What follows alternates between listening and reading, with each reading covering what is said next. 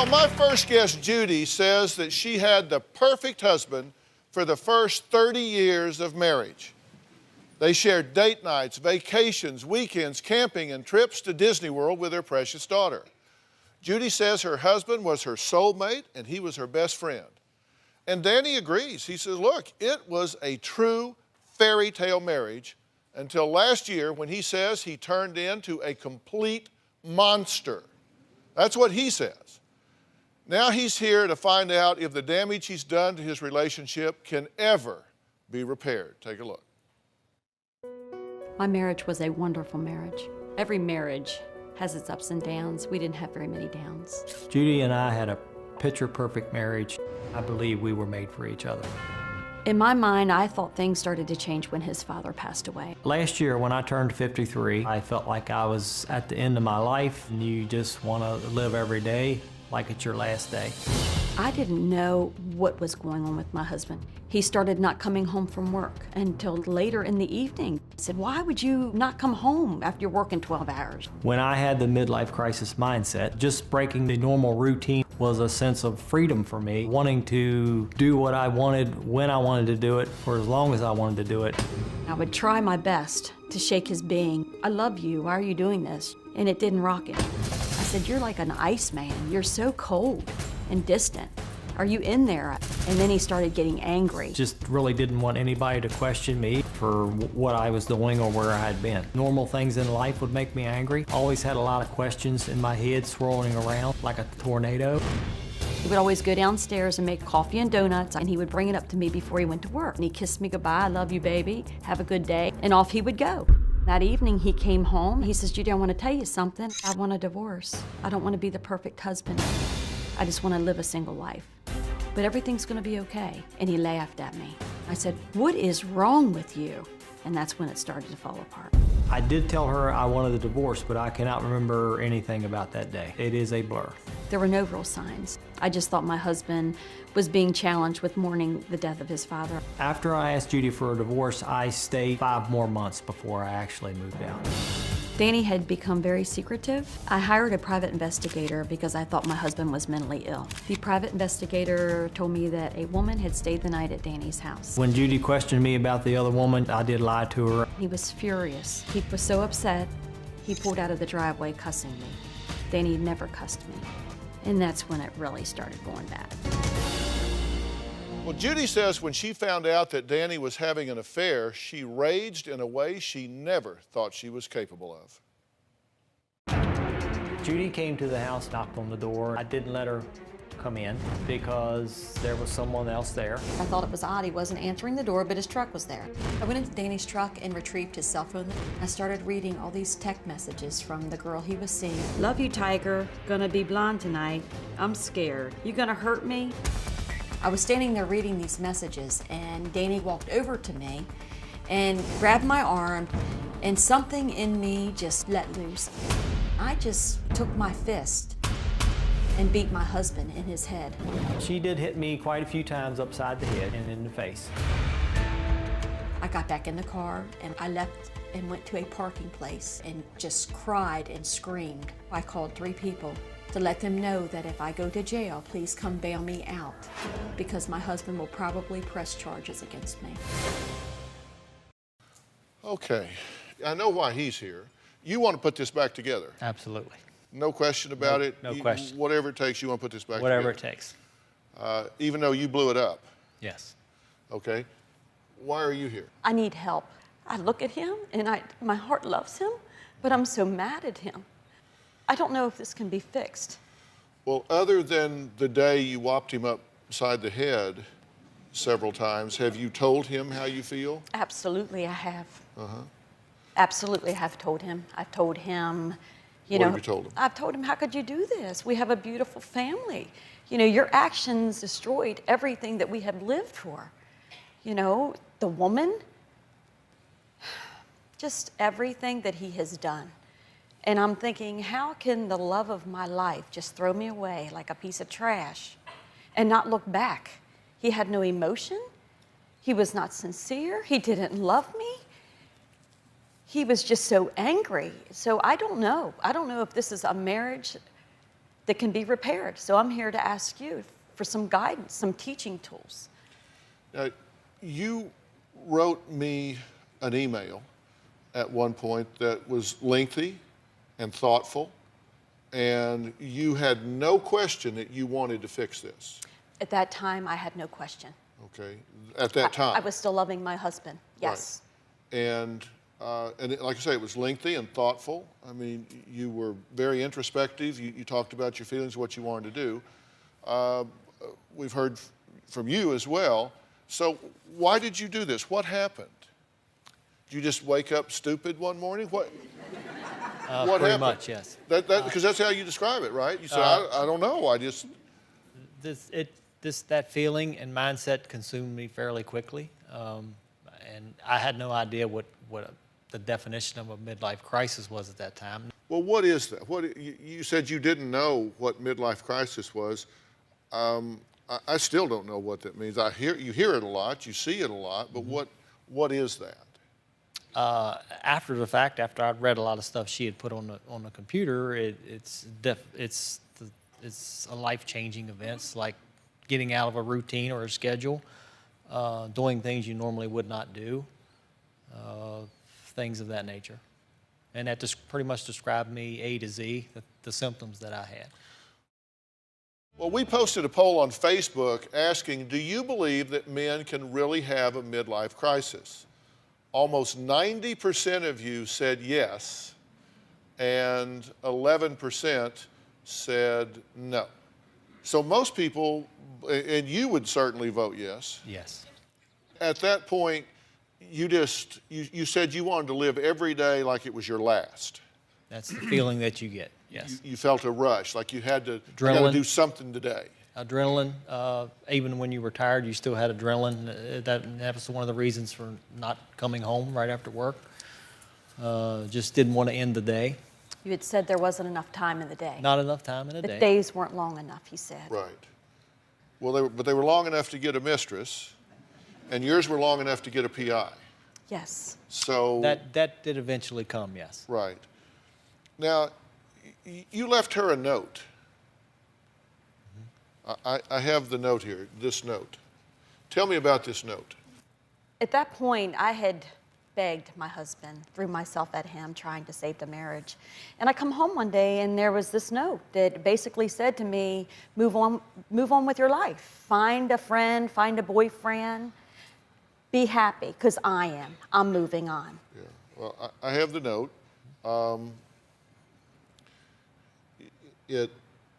It was interesting. I mean, you said, at one point, you said, quote, I'm moving on with my life. I don't need your permission. I will do the divorce with or without your permission. He did say that. I suggest you move forward. Find a friend or whatever. Protect yourself and be careful. In other words, he was giving me, in his mind, he was giving me the right to move on in my life, to find either a partner in life, because he didn't want any parts of that anymore. Right. Did you have a girlfriend at that point? I'm not sure exactly the time that letter was written. You did. It was on... I do remember writing it, but not... 4 days after Valentine's Day. Yes. Yes. Yes. This year. I did. Yes. Yeah. 4 days after. That was probably the Valentine's beginning. Day. I know, because I left him a Valentine's card on the counter telling him that I still loved him. Yeah, I did. So you remember that. I do. He threw it away in the trash. He did. It was hard. I have every card that he's ever given me. 33 years worth. Yeah. And he threw yours in the trash. He didn't want it. He wanted no parts of it. I didn't get any flowers or box of candy or a card, because he always said in his cards, I love you, baby. You're my world. You know, so I didn't get that. That was just the beginning of the mess, the nightmare. Danny can't remember a lot of things that he did to me. That's what's so scary about this. He can't remember his temperaments. He can't remember how he treated me. You know, and that's what was scary, because I thought there was something mentally wrong with him. Maybe there is. Well, that's why I hired a private investigator. I thought the private investigator was going to tell me that my husband is mentally ill, that he's depressed, and all he's doing is going to work. I knew he was going to tell me that. Well, a lot of times we use doctors for that. Well, I had taken him, you know, it's funny you say that, because when he asked me for a divorce, I told him he needed to get his testosterone levels checked. I just thought, you know, maybe he's dipping. You know, women dip, they go up and down and they dip. And I thought maybe Danny was dipping. I didn't know that a man could dip.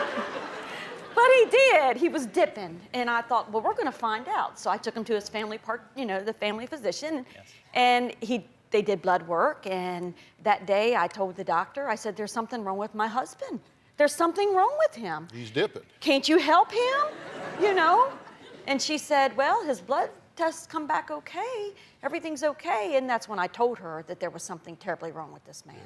Because you don't stay married 31 years and live the beautiful life that we had, and all of a sudden, he's just ready to toss it in the trash and walk away from everything. His daughter, his grandchildren, me, his partner in life. This man worshiped the ground I walked on. He held my hand 33 years. A night never went by that man didn't kiss me when he went to bed. We went to bed at the same time. We took baths together every night. You don't do that. We did. You know, how many people can say they take a bath with their husband every night? We probably had a connection. Certainly not my wife. Well, I haven't had a bath in 40 years. Take a crane to get me out of there. We probably had a connection a few couples have. Yeah. Our connection that we had, I don't know of too many people that have it. It's like, you know, they wonder if we're both sick. I don't know.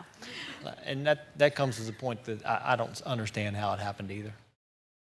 Well, Danny says his midlife crisis hit at age 53, and in an instant, he decided to end his 30-year-long, too-good-to-be-true marriage to Judy. Now, after 10 devastating months, Judy says, she said, I got to start my life again. So she joined a dating website and met a man who she says she cannot stop thinking about. I decided after 10 months that I needed to move forward with my life. I knew that he was not coming back, that he didn't want me. I was sitting on my couch Sunday evening, and I was on Match.com, and I decided to join. Judy signed on to an online dating site and did tell me how many hits she got. The purpose behind that was to try and make me jealous. I met a gentleman on Match.com. We had a phone conversation, and he did want to meet me. I walked up to him, embraced him, and I had not felt that way for a long time. It was a total instant attraction. My knees buckled when he grabbed me. This man changed everything. That first date was a wonderful week of my life. He took me away on vacation, and we just enjoyed each other's company. I came over to the house. Judy had left me a note on the counter that she had met someone and had gone away for the weekend. Something woke up inside of him, and he realized that his wife was no longer there. I did call her, crying to her on the phone, asking her to come back home to forgive me and telling her that I wanted her back in my life. When Danny found out that I was away with a man, he was going to drive to get me and make me come home. He was calling my family, he was calling me, and it got to the point where Lawrence told me to turn the phone off. I'm on vacation with another man because my husband threw me away like a piece of trash. He didn't want me anymore. Well, plot thickens. So that was a big step for you to go on a dating website. It was. Because like you said, 33 years together, 30 years of marriage. Then all of a sudden you're with a stranger. I had been waiting for 10 months, and it was to the point where I just could not do it anymore. I thought I had waited long enough. This man showed no emotion. He showed me that he wasn't going to come home. So when I decided to go on that website and go on a date, which is something I had not hardly ever done in my life because I'd been with Danny, it was something new and exciting. And this man, when I met this man, he was genuine. And we met, and I actually, the day we met, that day, he threw his driver's license up on the table. He said, take a picture of this, send it to your mother, your brother, your sister, I'm taking you away. And I said, no, you're not. We went to dinner, had a really long dinner. That evening, he says, so you're going to go away with me? I said, yeah, what time are you picking me up?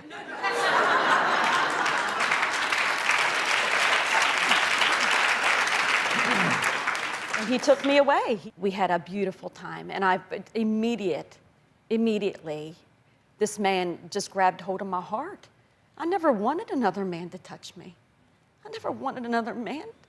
I never wanted anybody else but Danny.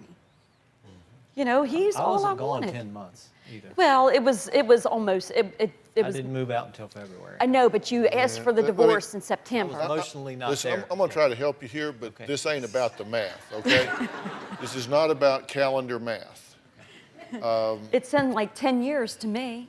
It might have been 2 months, but it was 10 months. Okay, was this the first man that you met when you went on the dating site? No, I met one other gentleman for lunch. We had a lunch date, and Didn't click?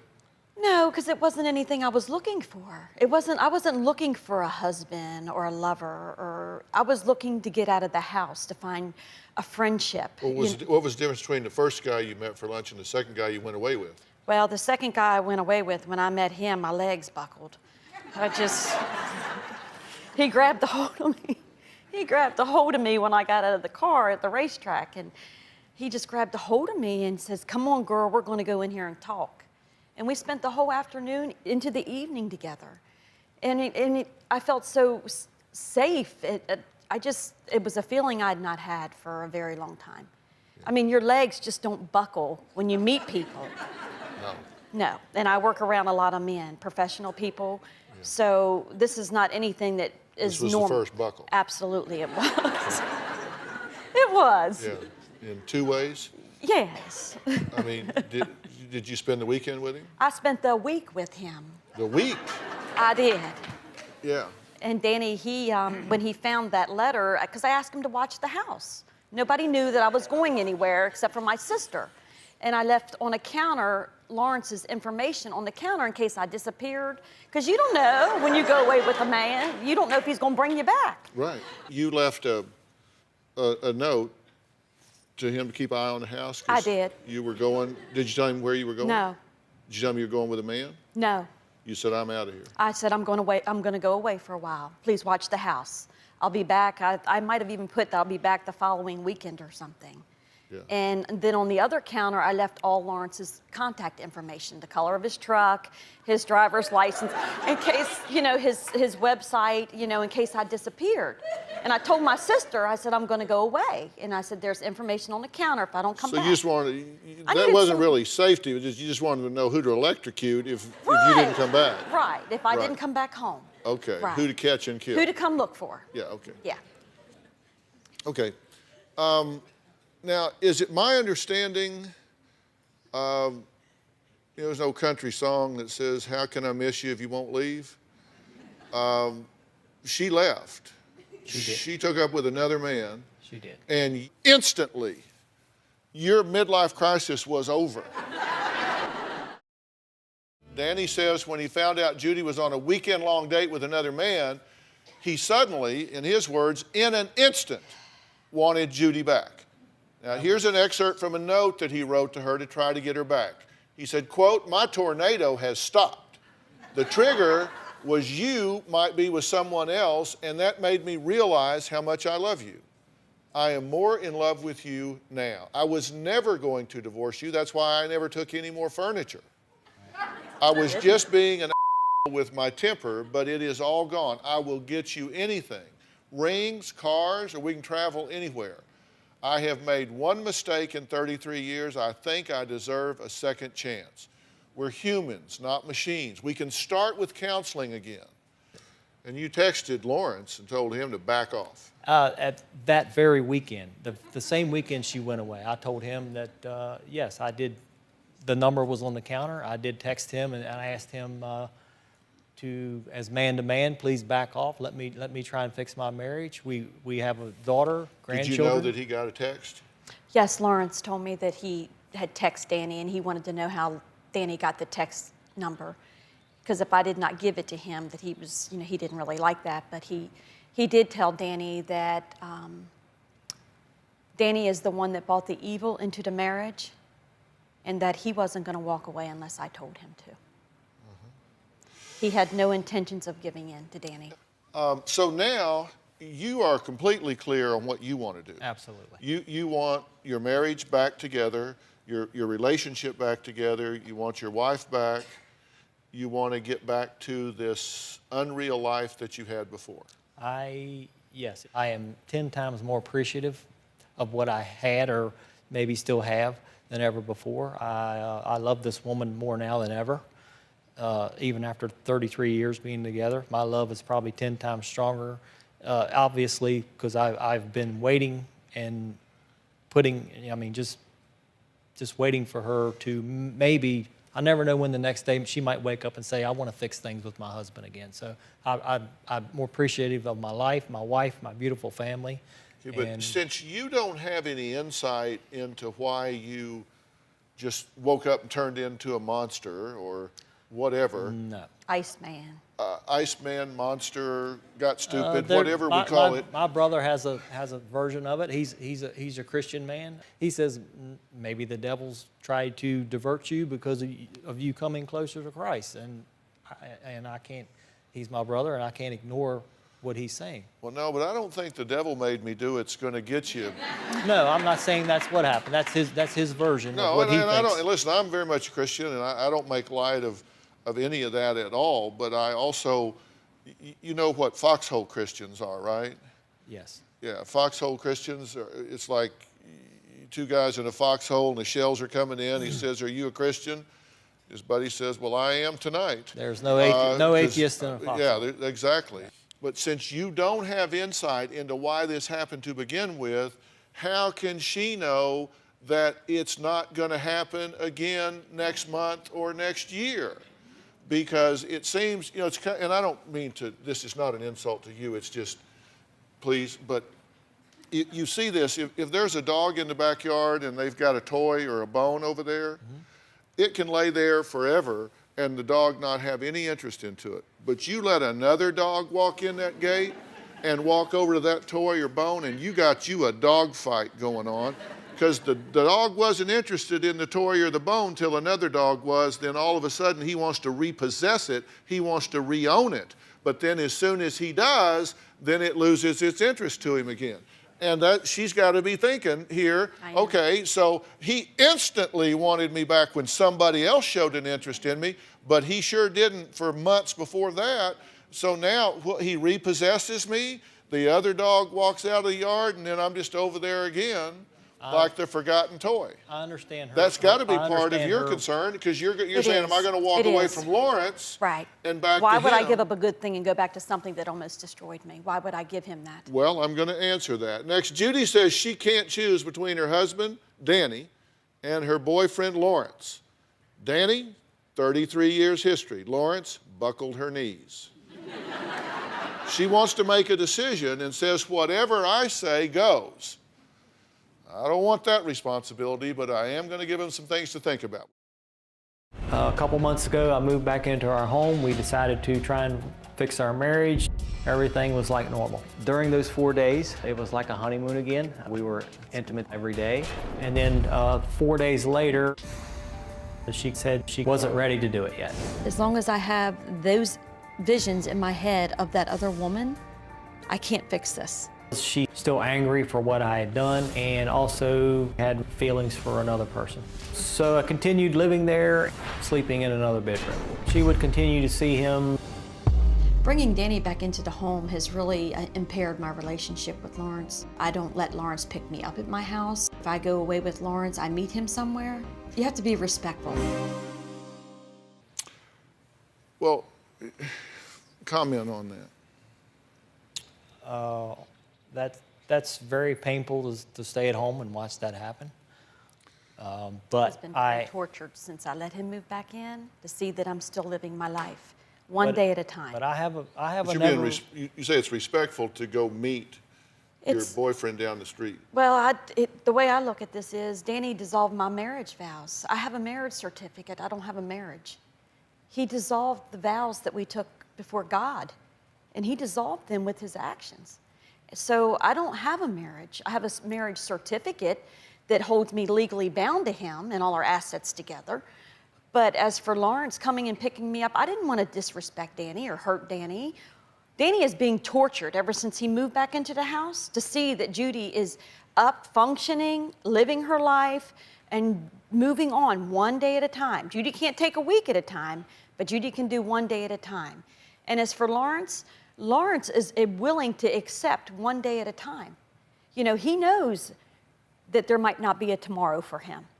He wants me to be happy, and he wants me to be in my happy place. Danny did not care if I had a happy place. And for him to want me back now, how do I trust that? I don't know how to trust that. But I'm like thinking like you were just saying. The dog didn't want the bone, and then the dog wants the bone now because another dog wanted the bone. You know. So I knew you'd get it. I got it. I got it. But the thing is, Lawrence doesn't want to give up his bone now. He's not willing to do that. And neither does Danny. So, you know. Well, Judy says she's having a tough time choosing between her husband of 31 years and her new boyfriend of 3 months, a man who Judy says is like a drug to her.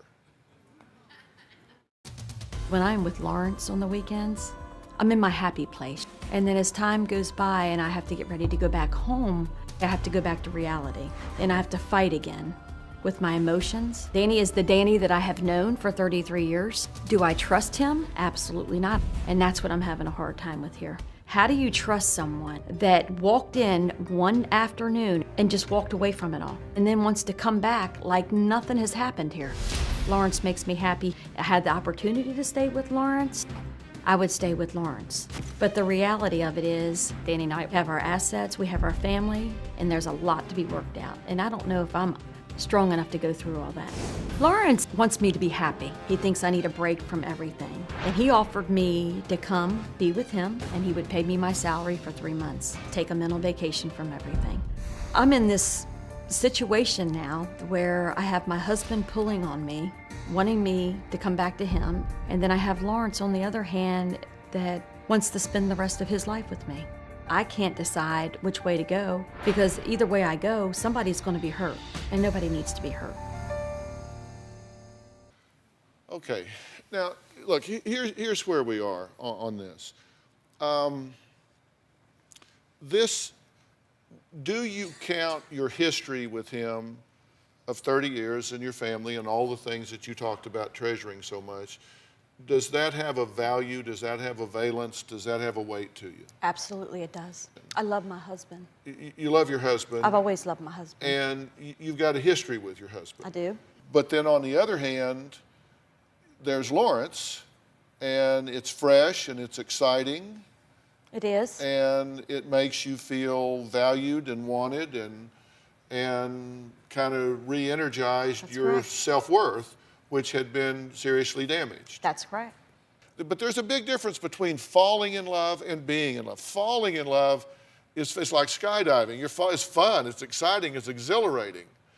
Being in love is like landing and not killing yourself. I mean, there's a difference between the two. Yeah, but I didn't plan to fall in love with him. No, I wasn't I'm not looking saying for that. he pushed you out of the plane. I get that, but He's telling me that he's never loved. He's 57 years old, and he's never loved a woman the way he's loved me.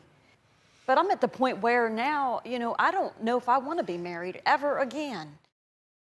the odds are against you here, you and Lawrence. I mean, I'm not saying he's not fun to go to the lake with. Right. Lake Lawrence is Right. probably a lot of fun. But at home, Lawrence, She's mentioned his flaws already. all of that. Well, I mean, a woman is a piece of glass, and you got to remember, you got to keep those edges polished. You have to, you got to Always take have. care of her. You have to, make her feel like a woman. Lawrence said that? Absolutely. I told him. Oh, you told him. Okay. Right. Well, the thing is, right now, when you look at your husband, you see this other woman. I do. I When see you look her. at Lawrence, you see Lawrence. I see Lawrence. At the lake, hair blowing in the wind. Yeah. He's handsome. All that, right? Look at him. He is handsome. Yeah, he's 57 years old. Yeah, he's handsome. I'm sure Danny. I mean, he's offered me a life that I never wanted. Has the boy got some money? I mean, is he- Well, he can provide me financial trying to buy her, security. no doubt. He wants me to be happy. what you know is what Lawrence has told you. Lawrence from the beginning, took me to meet his very closest friends because he wanted me to know who he was. Right. And he has. Well, that's helpful. He has. I mean, but he was upset because I kept him in the closet. I wouldn't bring him around my family. But my daughter is not going to allow another man to be in her children's life as Mimi or Pap. No. And that's weighing heavy on me. It is. It is weighing heavy on me, you know, Well, all that. all right, it's time for me to tell you what I think. Thank you. Thank you. Can I say something? No. She was there for me when she was there for me during my mental separation from her, and now I am there for her. I am her husband, and I'm just going to be there for her. I have an unconditional love for this woman. She's doing what she feels like has the right to do right now, and is it painful? Yes, absolutely. But I cannot give up on this woman. Yeah. You a hound dog? What's the definition of that? Well, you skirt chaser? I mean, you absolutely going not. after another woman sometime? I mean, Absolutely these are the not. things that she has to weigh in her mind. I understand that. He wouldn't even look understand at women because he knows I'd bop him upside the head. That's disrespectful. I have tried to be. Which you've done. Well, only in a moment of rage, I lost myself when I found out that he was with that woman and all those nasty text messages. And you boxed his ears. I busted him up pretty good. I didn't think I could ever do that. I've tried to be the Dr. Phil, best. he took me to a place I never want to go again. Okay, well. A woman doesn't act like that. No. Would y'all like to hear what I think about this? I do. That's why I'm here. You know I have to go to court Monday. That's why we're here. So we're down to the wire here. We are. I have to fly back to West Virginia today, and I have to contact my attorney by Friday. You have unfinished emotional business with him. I do. You are still hugely pissed. I'm hugely pissed, and I'm, you know, Dr. Phil, here's the thing. I've loved this man with all my heart. Sexually attracted to him after 33 years, can't get enough. You know, I'm sorry. No, I'm get sorry. It. I get it. Look, here's the thing. Lawrence, charming, fun, high-risk guy, though, right? You recognize the high Right. risk? I'm telling you, high risk. Okay, here you have unfinished emotional business. And I always tell people there is a time to get a divorce. And you know when that time is. The time is when you can walk out that door and say, I have turned over every stone. I have investigated every possible avenue of rehabilitation. I have no unfinished emotional business with this person. If you walk out mad, sad, you know, whatever, in some emotional deflected area, then you're not ready to get a divorce. If you want to be happy and at peace this time next year, then you will make the investment of doing what I'm going to ask you to do. Give me 90 days to arrange some very specialized help for the two of y'all to work through where you are right now.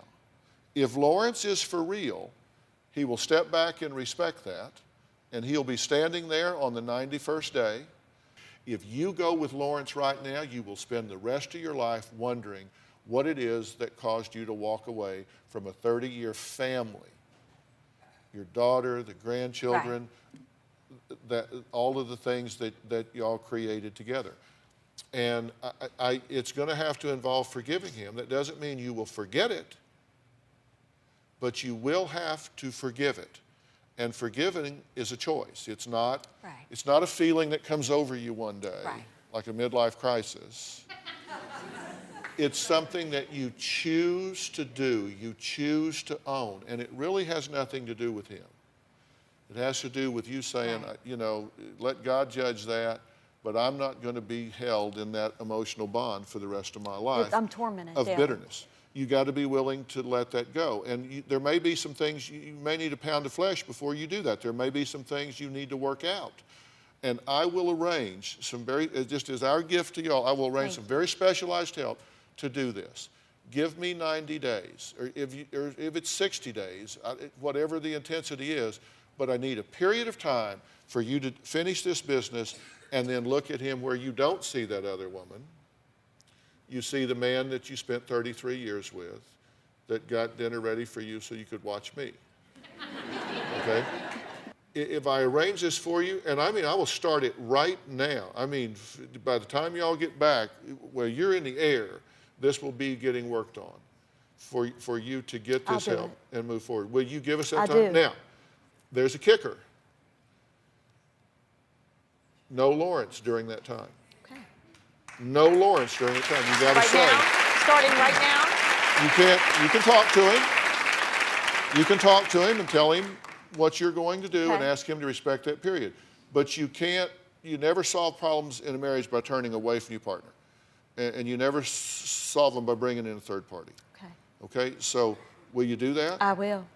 I will. Fair enough? I will. Thank you. Okay, fair enough? Thank you. Oh, absolutely. Okay. Do you have a story or a question for me? Click the link in the description and tell me what in the world is going on.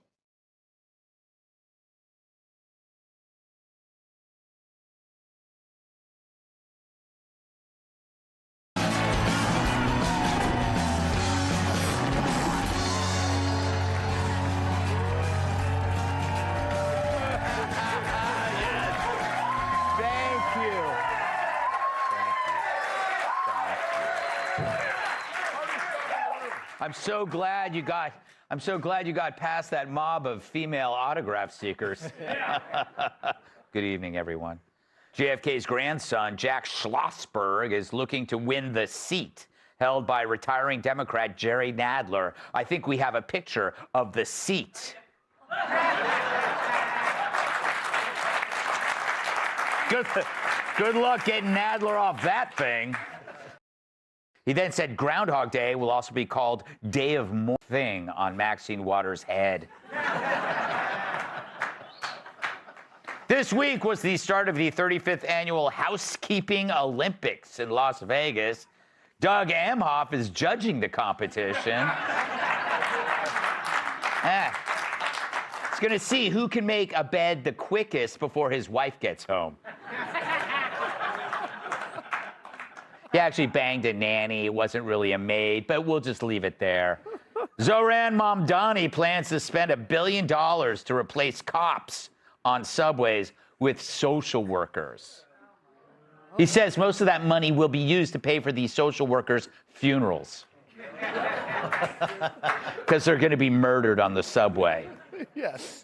President Trump defended his plan to bring in hundreds of thousands of Chinese students, saying, I know what MAGA wants. And that's a great college ping pong team.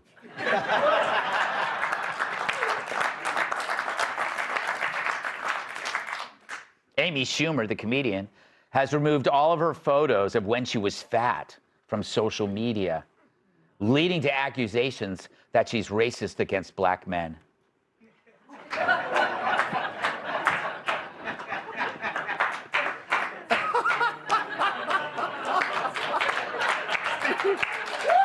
Thank you. I'm going to wait you out. That is the best joke you're going to hear today. It's the best joke you're going to hear today.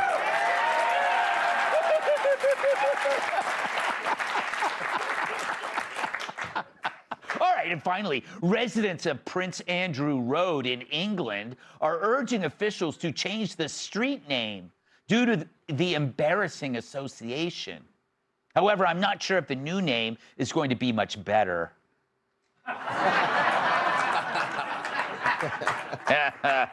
Yeah. All right, this is a great story. So a black lesbian walks into a town hall and asks a liberal congressional candidate to define what a woman is. And get this, her name is Hyman, and his name is Wiener. Sounds like I wrote this, but I didn't. And talk about destiny.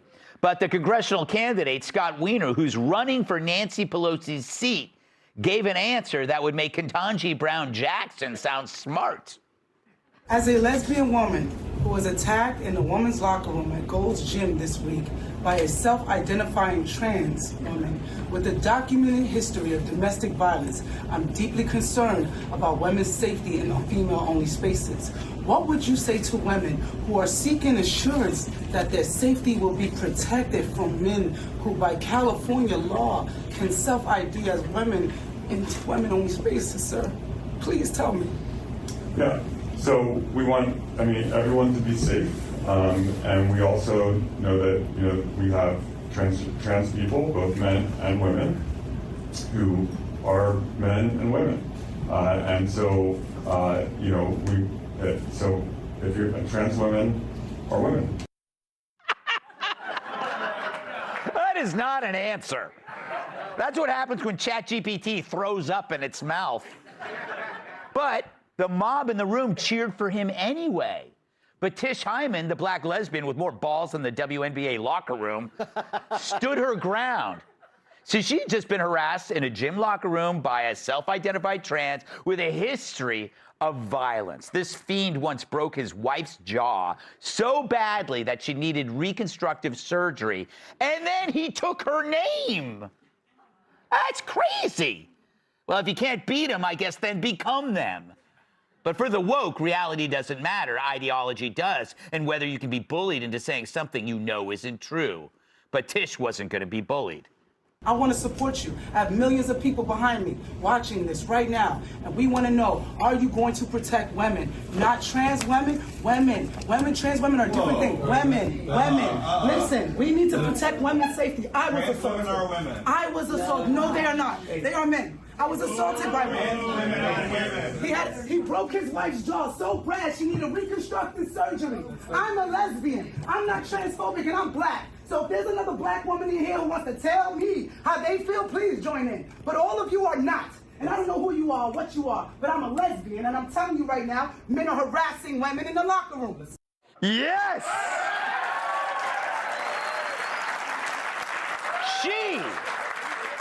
She should run for Pelosi's seat. But she wasn't done dropping the hammer.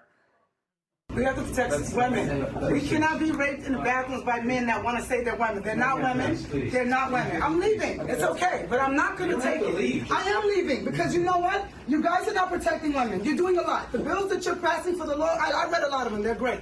But this things with the trans, it's not right. Thank you very much. You're welcome. Thank you. And my name is Tish Hyman. You heard me, sister? All right. Don't let them use our blackness and our civil rights as a reason to pass weird laws for children to transform. It's wrong. Yes, that line, that last line hit harder than Joy Behar's ass dropping anchor on a booth at Denny's. Wiener, of course, is at the end of the slippery slope where men are women and pedophilia is the next alternative lifestyle. For instance, this guy once suggested Drag Queen 101 for grade schools. Because nothing says education reform like kids watching a hairy bald guy belting out Donna Summer hits in a pink and yellow onesie. Although I wouldn't mind that. Wieners also advocated against adding adults who have sex with minors to sex offender registries, which I guess is a way better solution than jailing them for molesting kids. And here he is at a kink festival. I've seen better bodies in a scurvy ward. Not sure if they exist, but it sounds right, scurvy ward. But underneath his little costume, he is today's left, a shield for delusion. But when a black lesbian shows up and spits facts, suddenly the lefties there, they didn't know who to protect. It's their worst nightmare when the oppressed stop reading their script. Talk about a head-on collision as if Rosie O'Donnell and Katie Porter banged heads chasing down a hot dog cart. But Tish didn't come to make trouble. She came to make sense. She was polite, calm, even deferential.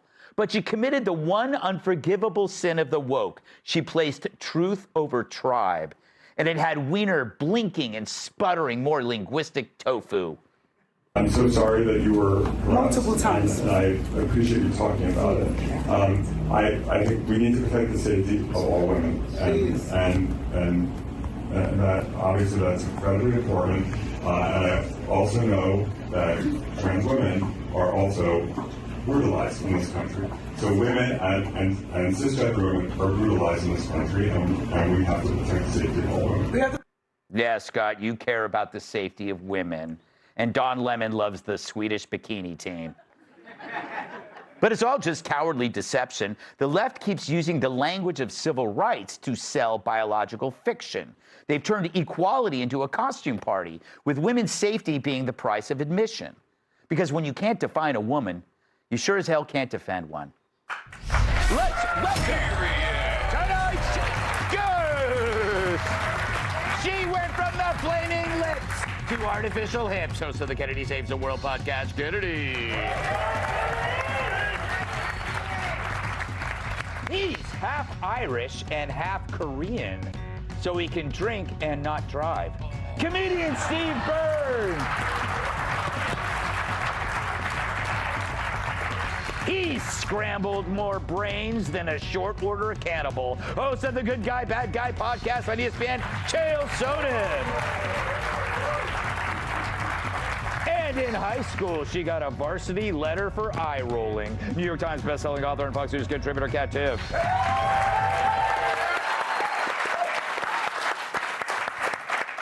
Kennedy, you know what strikes me about all that whole exchange is how, not only how strong she is, but how incredibly weak he is. And he's running for Pelosi's seat, probably the only thing he's qualified for. I don't even know what that means. But you know what I'm saying. It's like he's awful and she's amazing.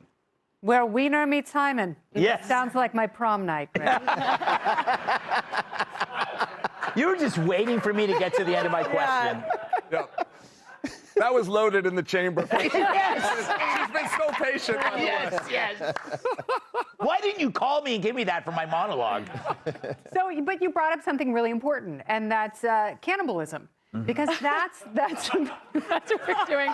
I mean, other than the fact that you devour black lesbians in your Pornhub history. Yes.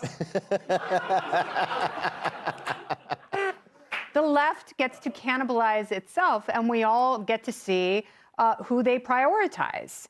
Because, you know, you would think that a black lesbian would be at the very top of the strata, and that's not the case. This guy has chosen to show that he's a misogynist and kind of a racist and homophobe all at the same time. Exactly. So it's like, how can a misogynistic, racist homophobe run for office in San Francisco? I think, doesn't that disqualify him? Yes. I mean, he's betrayed his bigotry with the choices that he's made in one single town hall meeting. He's invented a new identity, and he's like, but I identify as a douchebag, so you can't attack me.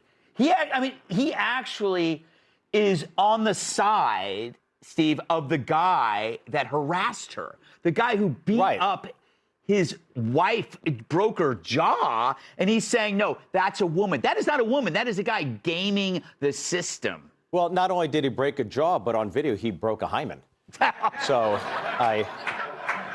No, the hymen broke him. The hymen broke, yes. Oh, yeah, there right, we go. You're right. Never. But I mean, it says a lot about, like, California in general, where you're black, female, lesbian, and if you can't find a safe space in California, what does that say? Yeah. The way she commanded the floor, I have a lot of respect for her. She communicated eloquently. She stated her case. She was very, very grounded.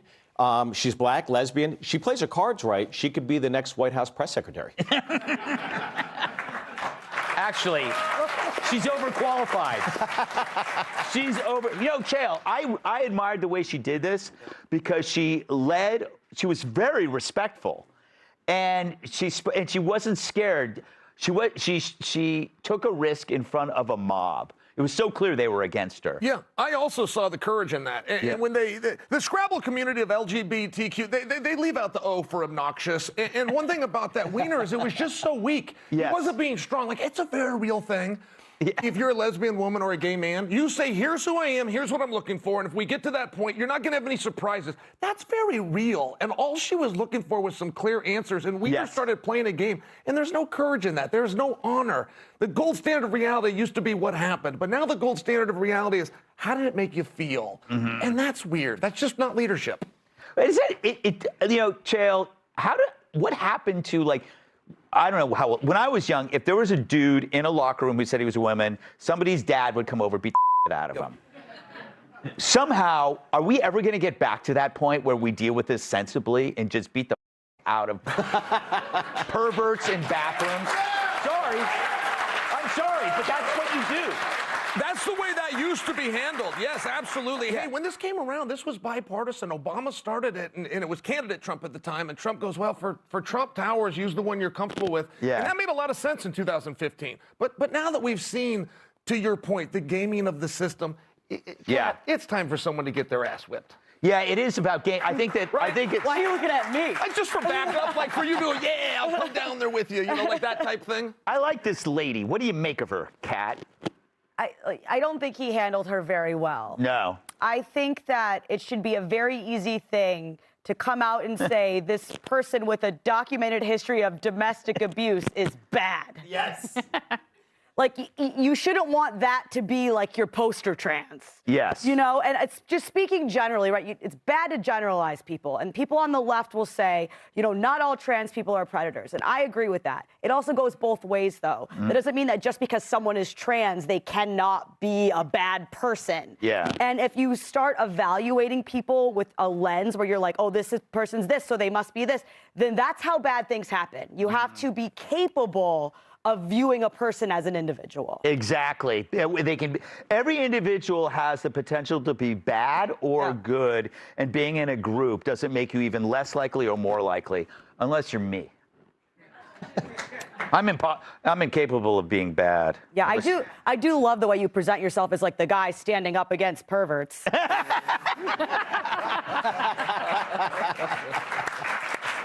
Okay. I appreciate that, Kat. I appreciate that. I choose to take that on the literal sense, not in an ironic way. Up next, CNN's Know-It-All host. A story in 5 words. Abby Phillip, I just learned that, is smarter than you. That's right. Steve, the CNN host, told Joy Reid, of all people, that she thinks it's her job to explain the world to righties. Watch this tape, and then I'll ask for commentary. Okay. Conservatives are living in a completely different information world than liberals. And breaking that down needs to be done. Because when you don't ever even hear the facts, it's hard to even know that you're wrong. Half of my job sometimes is knowing what the latest conspiracy is, so that if it comes up, I'm ready to address it. Because it happens a lot where people don't even know that what they're saying or what they've seen and believe is not true. Steve, just to remind you, she works at CNN. Yes, of course. It's unbearable. First off, she has the most dead eyes of anybody on television I've ever seen. It's like a shark when you turn it upside down. It's just, there's nothing there. Why would you be on top of a shark? Well, SeaWorld is just to watch them swim. Well, I know you defend perverts. Can we get into that later? I want to talk about the ping pong team, Greg. No, I think, when she says half her job is to debunk conspiracies, it's like, you're a reporter. That's your job. That's your whole job. Mm-hmm. Your whole job is to be objective about everything that is being, out there in the ether of news. Mm-hmm. But unfortunately, I think she spends actually half her job just yelling at Scott Jennings. Yeah. And I think because of that, CNN should only pay her half. Yeah. Well, you make a good point, Chael, that the other half should have been debunking all the conspiracies in real time that CNN were pushing. And by the way, let me just say this real quick. Like the conspiracies, it's all like it's conspiracies, but conspiracies end up being fact. Everything that was conspiratorial about 5-10 years ago ends up becoming true. The one conspiracy I think we can all get past is that the Earth is not flat. It is round, so we can get over that. The moon is flat. Oh, okay. Yes. That's the one. Which we have been to or we haven't been to? Or that's another show? That's another show? All right. I just find it interesting. I mean, I think Flabby, Slabby, Sammy, she's gonna be bringing people coffee pretty soon if she's sticking with this network. That show was headed nowhere. And she does have a little bit of pretty privilege, by the way. Like, she does have a way of saying something, and it does sound good. Kennedy gets away with this all the time because she looks so nice saying it. But sometimes you can bring something to the table, and people go, well, I guess. But even with Joy Reid, like that, there was a tough sell. Joy was even having a hard time with what she was being told. It is funny that she was talking to Joy about conspiracies. Yeah, it also just ignores that maybe the reason, first of all, conspiracies are not a right or left wing phenomenon. No. There's conspiracies that are right, there's conspiracies that are left, there's conspiracies that are just like completely out and not defined by either side. Who told you to say that? But yeah, right. There's that one. But also think about how many of the right-wing conspiracies turned out to be the facts over the past couple years. So I think she's ignoring the important part. She's like, well, I need to do this. That's going to not be as useful if that is really what she cares about, without acknowledging kind of like how we got here. Right. That so many of the things that you were saying actually were the conspiracies, and the right-wing conspiracies were the actual correct facts. Yeah, exactly. It's like she could have been, I would give her some credibility if during like the Fine People hoax, she had said it's a hoax, or that the laptop was real, or that at the time Joe Biden was not cognitively fit. But no, she's not talking about this until way after the fact. I don't know what she believes in any of that stuff. Well, whatever she's doing, she should do what Jake Tapper did, because he was the one who treated everyone who talked about Joe Biden's mental decline like they were engaging in a conspiracy. And then he goes, does a 180 and writes a best-selling book with someone else's reporting that, he slapped on the cover because he didn't want to do the work. But they weren't doing the work all along. And I would love to see her show if Scott Jennings and her switch places for a night. And I would love to see him directing traffic. And I would love to see her on the defensive, because that's it. She just suffers through Scott Jennings' answers because she's terrified of him, and she's terrified of rationality and people who bring facts and not subjectivity. She is pretty smart, though. Like, it's really smart to sit next to an empty-headed conspiratorial race baiter like Joy Reid, because it makes Abby Phillip look so much smarter and sane by comparison. That's why I do the 5 with Jesse Waters. Thank you. You agree. I agree with you. Up next, the price of broken promises.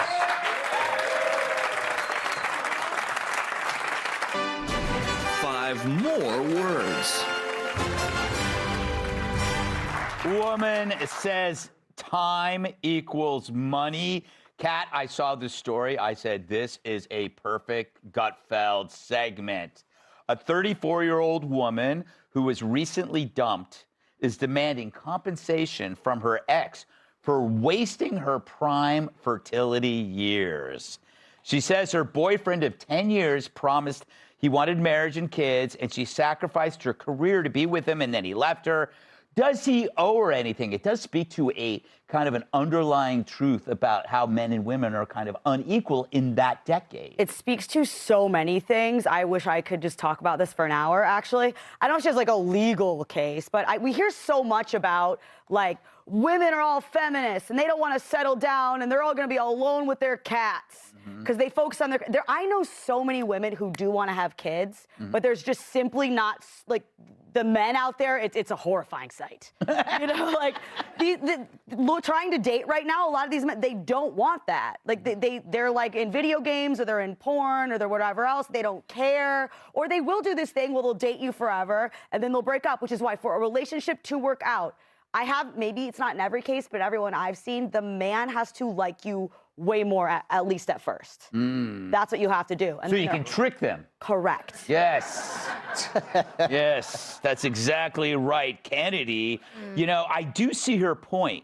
Like if let's say the couple starts dating at 25, they spend a decade together. He leaves, he's 35. He's fine. He could still pump out a zillion kids. But she lost 10 years of prime real estate. Look at you. You're 60. You just had your first child. I am, yes, but thank you. Thank you. I think I proved my point.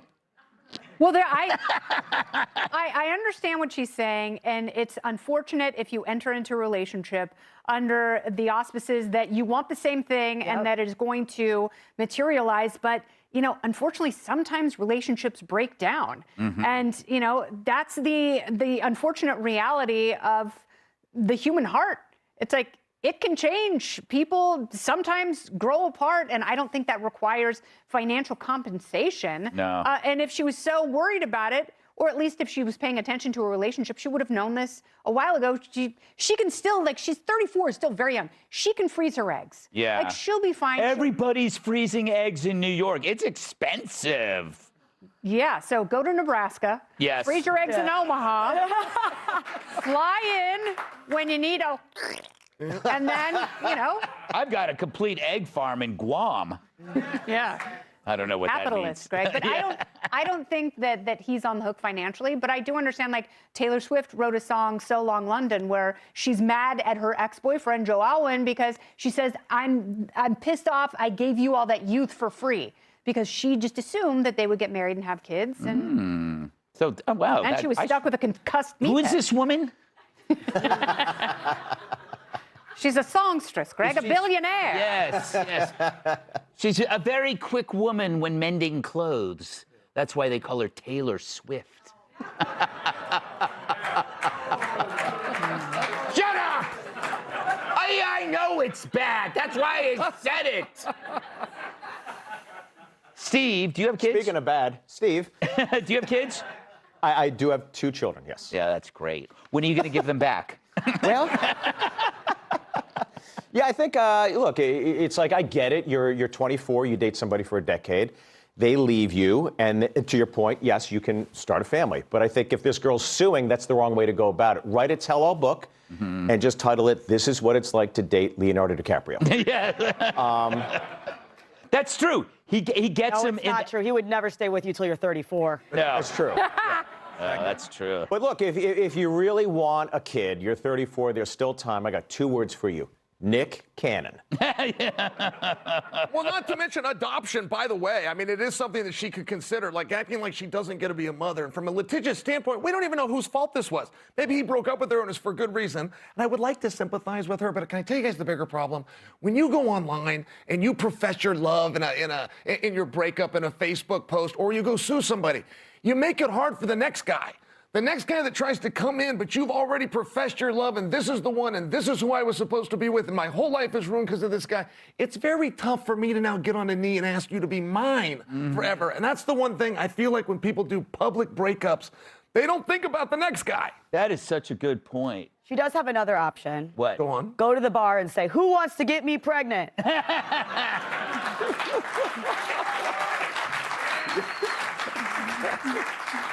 That's so sexist, because I can't do that. And you've tried. I've tried, believe me. Well, according to Representative Weiner, you could do that. All right, we must move on. Coming up, another most peaceful protest. Donald Trump, who is very healthy. He casts a pretty big shadow. He casts a big shadow, but if I served under Joe Biden, I'd probably be worried every minute of every day that he was going to croak and that I'd have to become president. But because I serve a president... You have a bat phone. Okay, exactly. Did it just happen? Like, I'd never be able to sleep. I'd always have my cell phone as loud as possible. But no, the president, one, he's got a lot of energy. He's extremely healthy. So I don't think about that. Obviously, that's part of the job, is you've got to be ready if tragedy strikes. But the thing that I try to do, Sean, is I just try to be as much of a force multiplier for the president and the whole administration. If the president needs to talk to 10 people in Congress, he can only make 5 of those phone calls. I can make the other 5. If the president needs to meet with a business leader, but he can't meet with them because he's meeting with somebody else, then I can meet with that person. If the president needs somebody to go visit a factory, he can't do it for one reason or another, then I go and do that. And what I try to think is, so long as the president trusts me, and so long as I'm loyal to the president in return, then he can just have me go and do something and not worry about whether it's going to get done, not worry about whether somebody's going to blab to the media about it. That's the way that I try to approach this job, is the best use of my time is to be a force multiplier for him in the administration. That's what I've tried to do. I think that it's worked out really well so far. But part of that is also the president you serve under. When you talk to people about the job of vice president, it can either be a really high-impact job, a real partnership with the presidency, or it can be a job where you sit around and hope the phone doesn't ring. And because the president trusts me and because of the way that he does his job, he's made it possible for me to be very involved in the business of running the country. That's an awesome thing. It's an exciting thing. I pinch myself every day. I mean, look where we are, this beautiful room. And I try to remember that it's a great honor and a great blessing to serve, and I just try to do the job that I can every day. The last place my parents ever thought I'd be. I'm just visiting. What have you learned from President Trump? I mean, he is a force of nature. He is. I've known him 30 years. What have you learned from him? You know, a few things. Number one, the president is amazing at compartmentalizing things. When something is going on, there's always a crisis. The very best day in the West Wing, there's at least one crisis somewhere in the world that somebody's putting your desk. The president has an incredible ability to sort of say, okay, focus on that for 15 minutes and then go and focus on something totally different for 15 minutes. That's not naturally how I am. If something bad is going on, I tend to want to think about that thing and solve that problem before I go on to something else. The president is incredible at that compartmentalization. I think that's one of the reasons why he can handle 10 different problems at once, is because he's able to troubleshoot and then move on to the next thing, troubleshoot and move on to the next thing. The second thing that I've learned from the president, Sean, and I've tried to absorb it as much as I can, and I think some of this is just who he is and his natural instincts, is he has better instincts about human beings than anybody that I've ever met.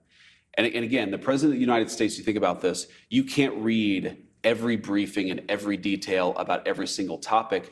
100 different things are coming into the Oval Office every hour, right? So part of it is you've got to be able to trust the people around you to delegate and to execute. But to have that trust for people, you've got to have very, very good instincts. And the president has an amazing ability to know when somebody's trying to get something over on him, when somebody's actually thinking about things in the best interest of the country. It's almost a supernatural ability to read human beings. And I've tried to learn as much as I can about it. And again, some of that is just his innate ability. Some of that is something that I think that you can pick up. And I've tried to pick that up as much as I can, because it's amazing, Sean. Let me give you an example. There was a time where there was a meeting that I couldn't go to again because I think I just had to be on Capitol Hill related to the big, beautiful bill. And I was really worried that I wouldn't be in the meeting because I knew what the people in the meeting were going to say, and I was worried that I couldn't push back against it. And I remember talking to the president about it later, and he knew exactly what they were going to say. He knew exactly what their angle was. He knew exactly what their motivation was. And he reads people and tries to use, it's almost he's able to use people's own motivations to figure out whether they're trying to get something that's good for America or whether they're trying to get something that's good for them.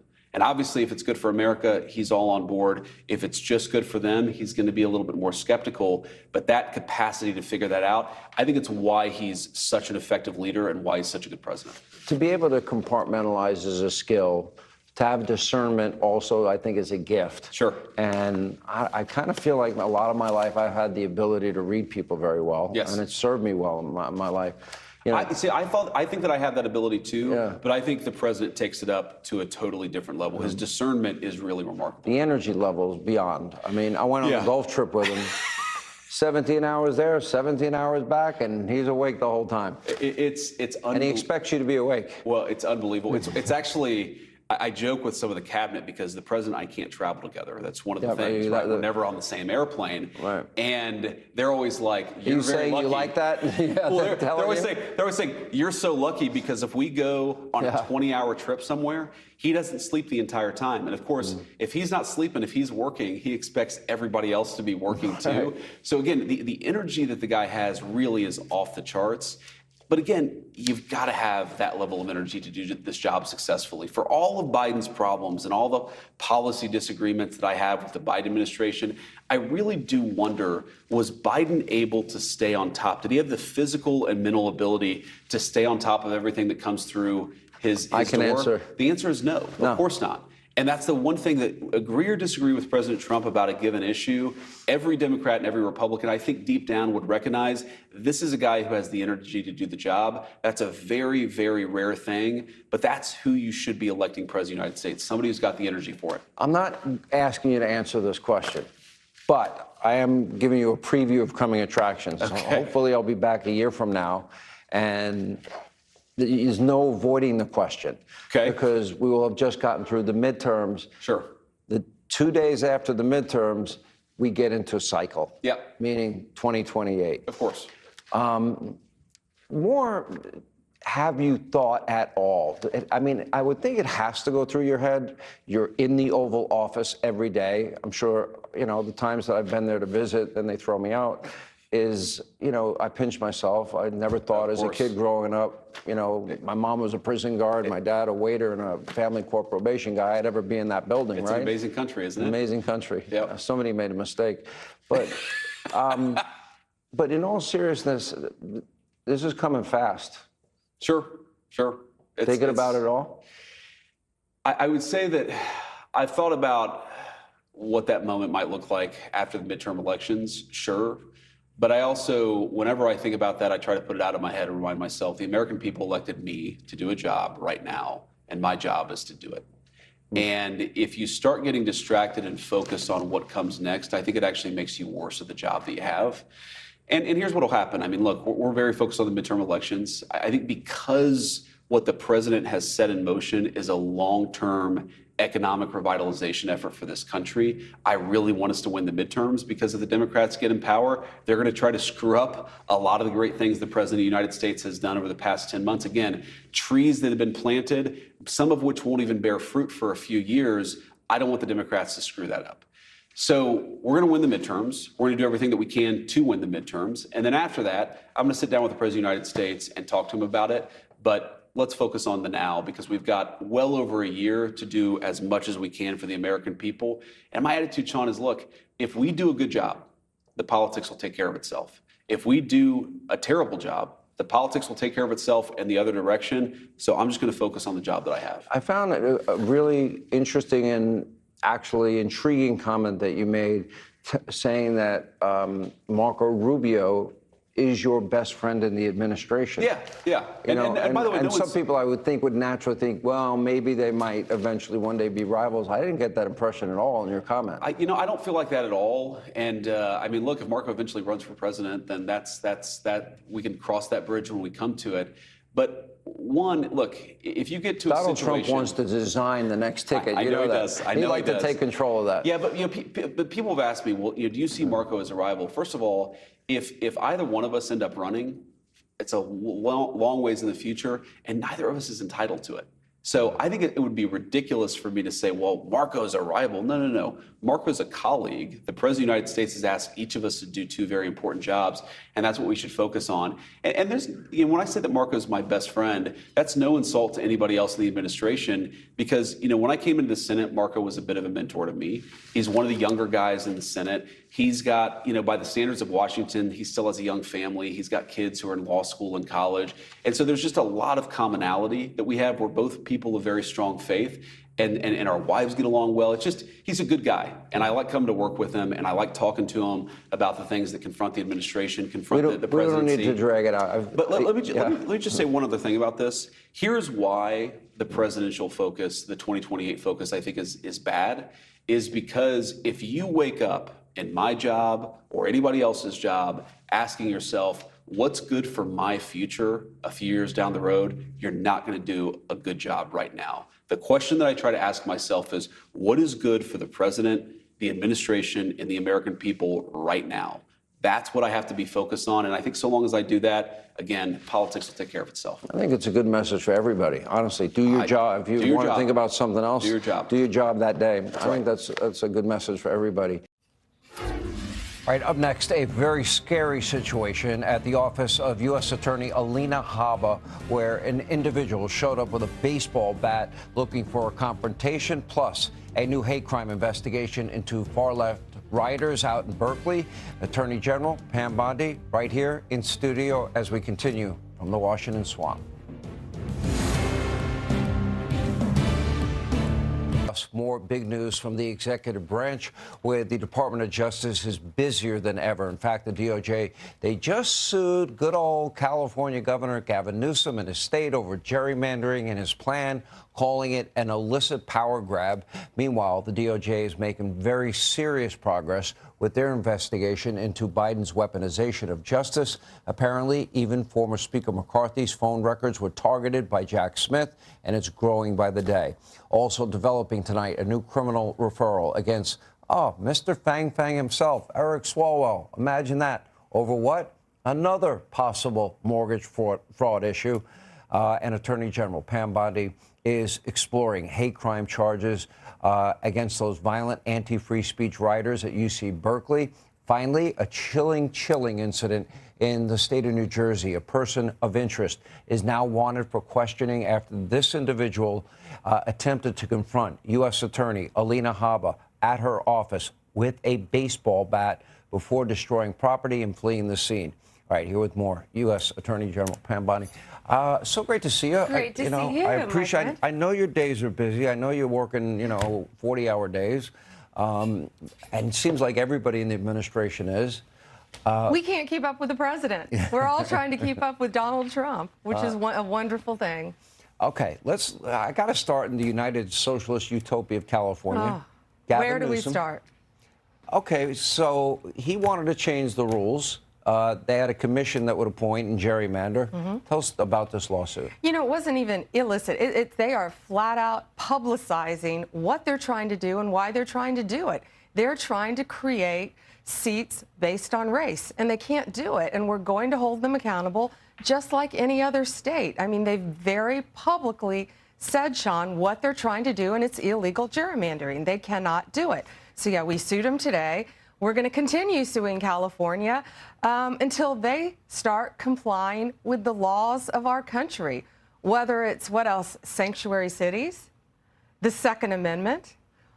We're winning in the Supreme Court. National Guard. Our ICE, that's exactly right, that the National Guard and ICE can be in California to actually protect the citizens of California. Let's see, what else? Illegal emissions from trucks. And look what Sean Duffy did today. Look what he found with all the truckers who were given illegal licenses, truck driving licenses in California.